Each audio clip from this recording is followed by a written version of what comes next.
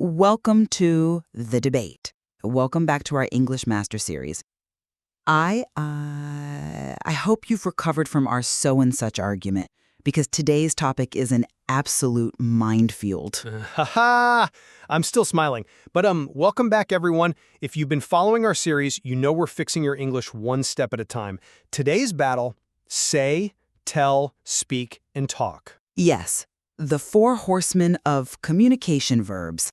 Today we are analyzing the complex linguistic landscape surrounding these words, alongside, well, the prepositions that govern them. Right, the to versus with debate. Precisely. We are asking a fundamental question about how our language operates under the surface. Are the boundaries between these four verbs strictly dictated by rigid grammatical mechanics and syntax, things like transitivity and the presence of object pronouns? Or conversely, are those boundaries like primarily fluid, pragmatic tools, or are they driven entirely by the social dynamics of the exchange?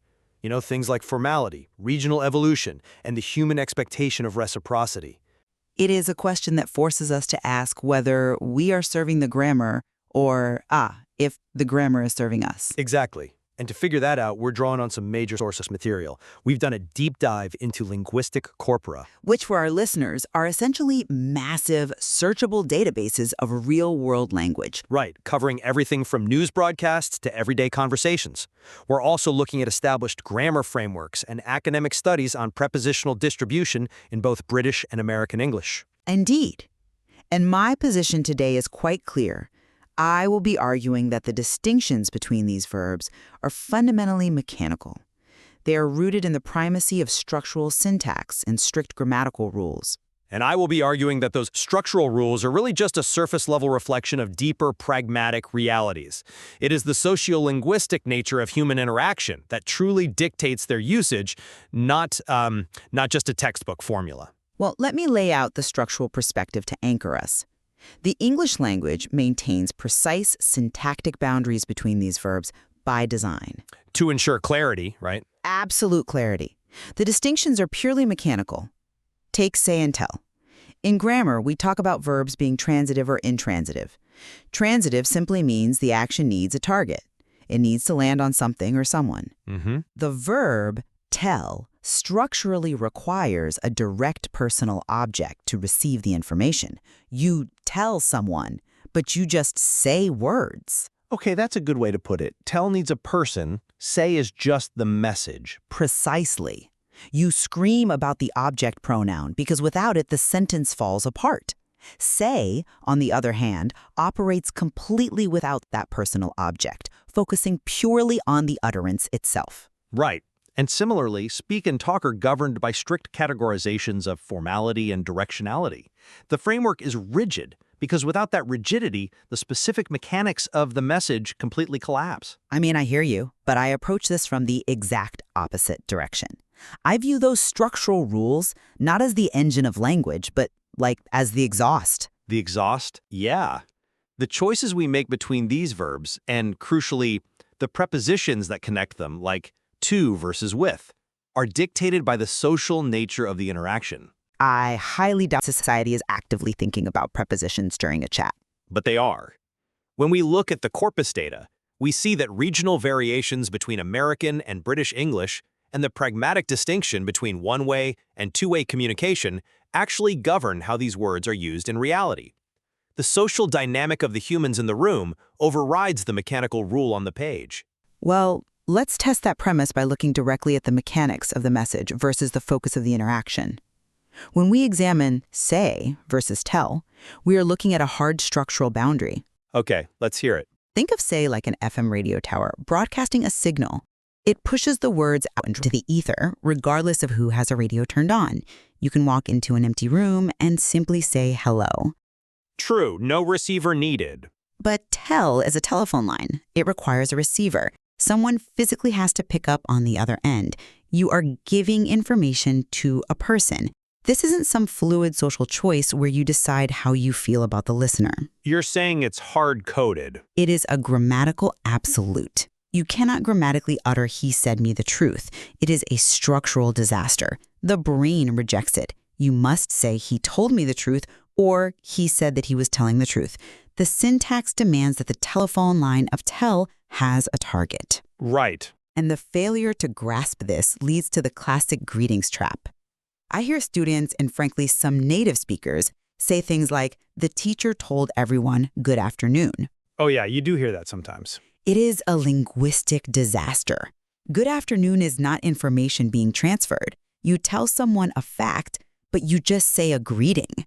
The teacher said good afternoon to everyone. I understand the radio versus telephone analogy. And, it illustrates the textbook rule perfectly. Tell needs a person, say is just the message. Exactly. But, and this is a big but, if tell strictly and mechanically requires a personal receiver on the other end of the line, how do we explain the massive prevalence of everyday phrases that completely shatter that rigid rule? I am listening. Think about the phrases tell a lie, tell a story, tell a joke, or even tell the time. In those highly common collocations, these habitual pairings of words, the direct receiver is completely absent. Well, he tells a good story is a perfectly complete sentence. I'm not telling a story to someone in that sentence structure. I am just performing the cognitive act of narrating. But those are... And telling the time? We are essentially anthropomorphizing a clock, acting as if the clock is a person giving us data. These examples prove the verb isn't just about the mechanical presence of a receiver. It's about the pragmatic act of conveying specific data. Those are fascinating examples, but I would argue you are pointing to anomalies to disprove a foundational law. Anomalies? We use them every day. Yes, but functionally, phrases like tell the time or tell a lie are fossilized idioms. They are ancient, frozen chunks of language that survive as exceptions to the rule. I don't know if I'd call them frozen. But they are in the vast majority of generative, everyday sentences that we construct on the fly. If you drop the object pronoun from tell, the structural dependency reveals itself instantly. How so? If I walk up to you and say, she told that she was tired, your brain immediately stalls. You are left waiting for the object. Told who? Okay, yes, in that specific phrasing, you expect a me or a him. The structural dependency is still the dominant force, and we see this rigid functional categorization extend perfectly when we move up the scale of formality, specifically into the territory of speak versus talk. See, that is exactly where the social dynamic takes over, though. I disagree.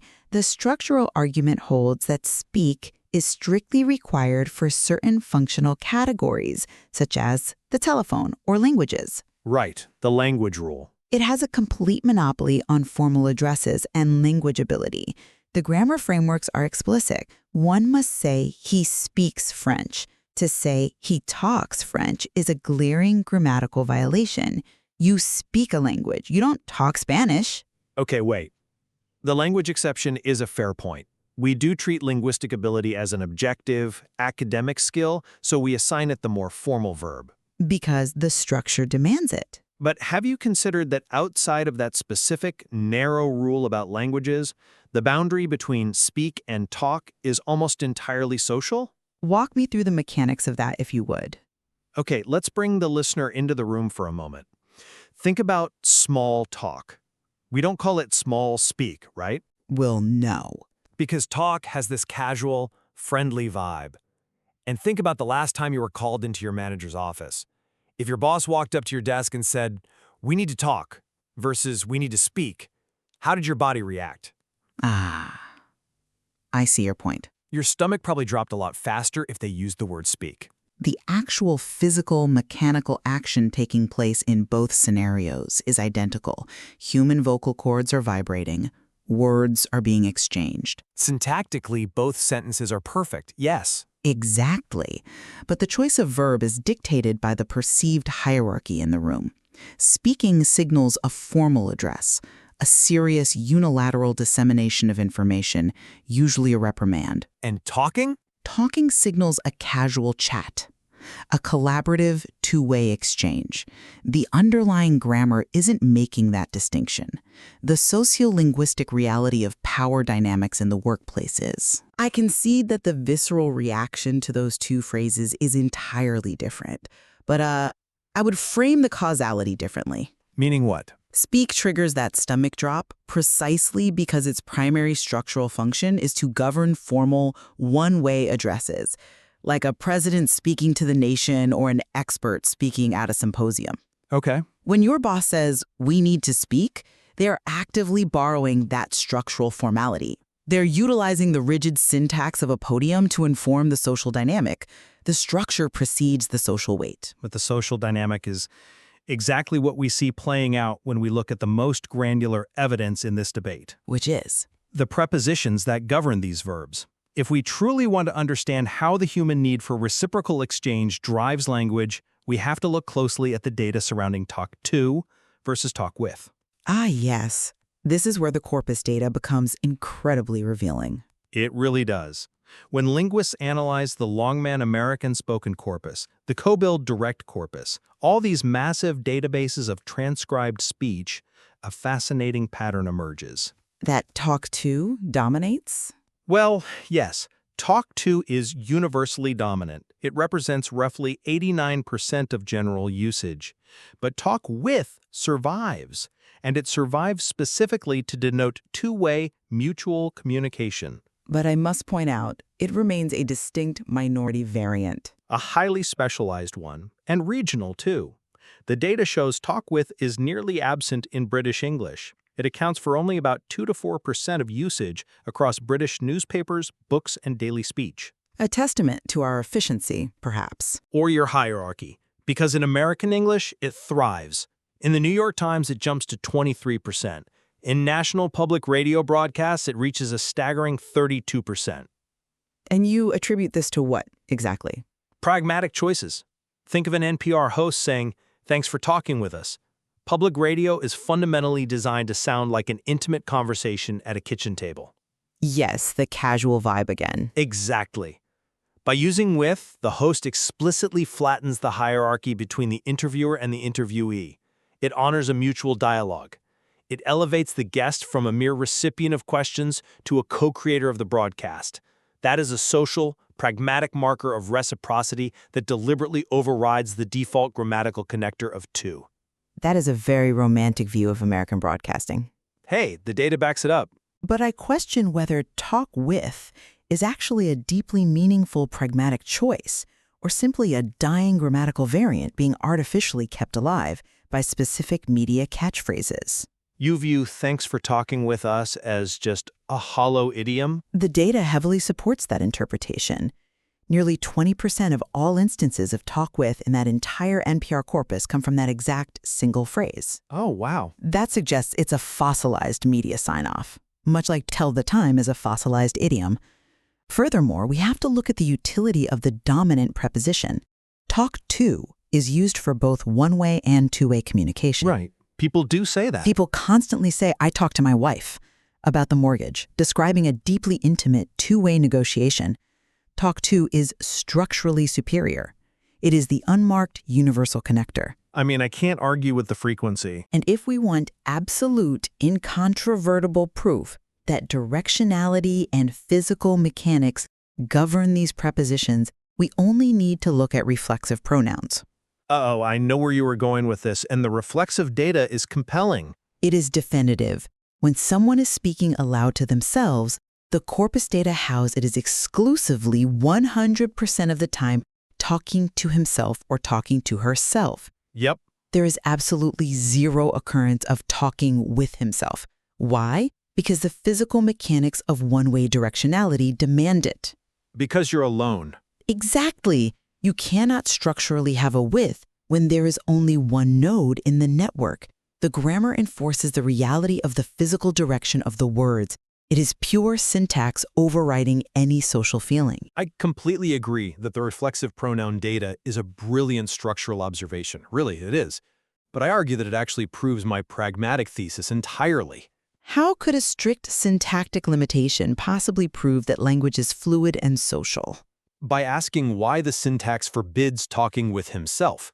The very fact that the preposition with cannot be used for a solitary reflexive action proves that with possesses an inherent, indelible social meaning of human interaction. I'm not sure I follow that logic. Think about it. If it were just a meaningless, interchangeable mechanical connector, we would inevitably see it slip into reflexive use occasionally. People make grammatical errors all the time. Far too often, sadly. But they never make this one, because the word with is fundamentally a marker of human reciprocity. You cannot have a reciprocal interaction with a mirror. Ah. But the mechanics forbid it precisely because the deep social meaning of the word demands a partner. The syntax is bowing to the pragmatic reality of what a conversation actually is. That is a very clever inversion, but it still relies on the premise that with is carrying this massive pragmatic load of equality and reciprocity. Which it is. But if with is the true marker of reciprocity, why does to dominate reciprocal conversations so thoroughly? As I mentioned, people use talk to for highly mutual exchanges all day long. Right. It's because to is the structurally sound preposition for the verb talk, regardless of the social dynamics in the room. Well, to dominates because as language evolves, it tends toward efficiency. To is fast, it's efficient, and it's versatile. Exactly my point. But language also fiercely resists losing nuance. The fact that talk with refuses to die out entirely and is utilized so heavily in contexts where the perceived equality of the speaker is highly valued, like NPR shows, that we actively reach for pragmatic tools when we need them. We don't just use syntax, we wield it to shape social reality. Then let's look closer at that regional divide. If this is a universal human pragmatic need to express reciprocity, why does British English almost entirely reject talk with? Well, in the British spoken data, the use of talk with is the lowest across all subcorpora. If it's a necessary social marker, one would expect it to transcend regional borders. not necessarily. The fact that it doesn't suggests it's merely a dialectal quirk. British English functions perfectly well, expressing all the complex nuances of human reciprocity, while almost exclusively employing the structural talk to. Are you suggesting British speakers lack the pragmatic desire for equal conversation? Not at all. But sociolinguistically, British English has historically been more comfortable with overt markers of class and hierarchy. Oh, dear. It's true. Whereas American English, particularly in the last century, has culturally prioritized the appearance of egalitarianism. The American adoption of talk with is a pragmatic innovation driven by a cultural shift. A cultural shift? Yeah, the language is adapting to a social environment that wants to soften power dynamics. It's not that British speakers don't value reciprocity. It's that American English has culturally elevated this specific preposition to signal it overtly. That is assigning a massive amount of cultural psychology to a simple prepositional variant. Let me ground this back in the mechanics. Okay, ground away. Consider the verb say again. We discussed say versus tell, but let's look at the prepositions used with say. We say, he said to me. We never, under any circumstances, say, he said with me. Because say focuses entirely on the utterance, as we agreed with your radio broadcast analogy. Exactly. It is a unilateral deployment of words. Think of the idiom, you don't say. We use that phrase to express pure shock at the information itself. Right. The structure of say physically prevents the use of with. This demonstrates that the verbs themselves possess hard-coded mechanical properties that limit the prepositions they can take. I see what you're saying. The verb's mechanical property dictates the preposition, not the speaker's social intention. If I wanted to express deep reciprocity and intimacy using the verb say, I cannot just pragmatically append with to it to show my feelings. The system rejects it because you've chosen the wrong tool for the job. Have I? Yes, if your social intention is reciprocity, you pragmatically select the verb talk or discuss, which then opens up the availability of with. The social intention precedes the structural selection. I'm not sure I agree. You don't blindly grab a verb out of a hat and then let its mechanics dictate your social reality. You know your social reality first. I am having a mutual, equal exchange, and you select the verb that accommodates that reality. But you are restricted by the tools available in the toolbox. And those tools have specific, unyielding shapes. But the toolbox is shaped by the hands that use it over centuries. Let's return to speak versus talk. You argued earlier that speak borrows the weight of the podium. I did. But consider the preposition about. We can speak about something or talk about something. Both are grammatically permissible, yes. But look at how they are deployed in reality. Speak about maintains formal distance. Talk about invites closeness. When that same manager says, we need to speak about your performance versus we need to talk about your performance, the preposition about is identical. True. But the verb choice instantly recalibrates the social temperature of the room. One is a reprimand, the other is a coaching session. The grammar books might categorize them as synonyms, but pragmatically, they are entirely different instruments used to manage human ego and hierarchy. I can see they carry different tonal weights, but I maintain that those tonal weights are derived strictly from their structural origins. Speak sounds more serious because its primary historical structural function is to govern formal addresses and language proficiency. It's fascinating you bring up historical structure, though. Even your ultimate rule that speak denotes language proficiency bends under social pressure. It absolutely does not bend. It does. Why do we use speak and not talk for languages? Because traditionally, acquiring a second language was viewed as a formal academic pursuit of the elite. It was an objective skill like mathematics. Yes. But notice what happens in highly informal colloquial settings today. You sometimes hear people say, "Now you're talking my language." Oh, good heavens. You hear it when they mean someone is agreeing with them or making sense to them. The rigid structural rule of speak plus language bends when the pragmatic need is casual, metaphorical alignment rather than literal linguistic ability. Well, that is a metaphorical extension. It is not a dismantling of the grammatical rule. It's a crack in the foundation. Hardly. If someone genuinely wanted to inquire about a person's fluency in Spanish, asking, "Do you talk Spanish?" would instantly mark the speaker as structurally deficient in their English. The rule remains absolute in its literal application. It remains absolute because we collectively agree to maintain it as a marker of standard education, which is, again, a social construct. What we often label as structurally deficient grammar is frequently just a social judgment disguised as a syntactic law. Let us summarize our positions in light of this exchange. My stance remains that the distinctions between say, tell, speak, and talk are fundamentally rooted in structural syntax. Fair enough. We see this in the strict requirement of object pronouns for tell to act as a receiver, the hard boundary of the language exception requiring speak, and the undeniable mechanical reality of directionality that prevents us from talking with ourselves. The language relies on these strict functional categories to preserve exact meaning and prevent miscommunication. And my summary is that these boundaries are highly fluid, sociolinguistic markers. While the mechanical rules exist, they are wielded to reveal the nature of the human communication taking place. Mm-hmm. You know, whether it is formal, informal, unilateral, or reciprocal, the regional survival of talk with in American media to manufacture intimacy, and the visceral workplace nuances between speaking to and talking to a boss demonstrate that our evolving social dynamics shape how these words are actually deployed. We certainly agree that these four verbs are far from perfectly interchangeable. They require careful, deliberate selection, as substituting one for another often breaks either the sentence structure entirely or radically alters the intended tone. Absolutely. They are highly sensitive instruments. Where we continue to disagree is the driving force behind them.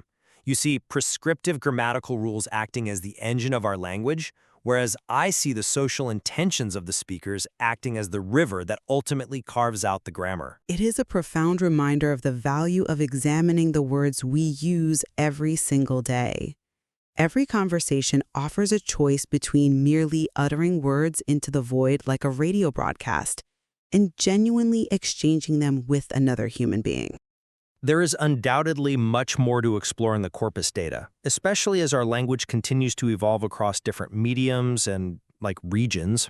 I encourage our listeners to pay attention to their own linguistic habits this week. Notice when you instinctively choose to talk to someone versus talk with them. Returning to where we began, perhaps we have to ask ourselves, are we simply passive subjects acting out a fixed grammatical script? Or are we the authors, constantly bending the syntax to serve our human needs? We will leave that for you to decide. That was a big one. If you missed our previous battles on since for or may might, go back and watch the whole series. Yes, please do. My blood pressure simply cannot take any more of these say versus tell crimes. See you in the next one.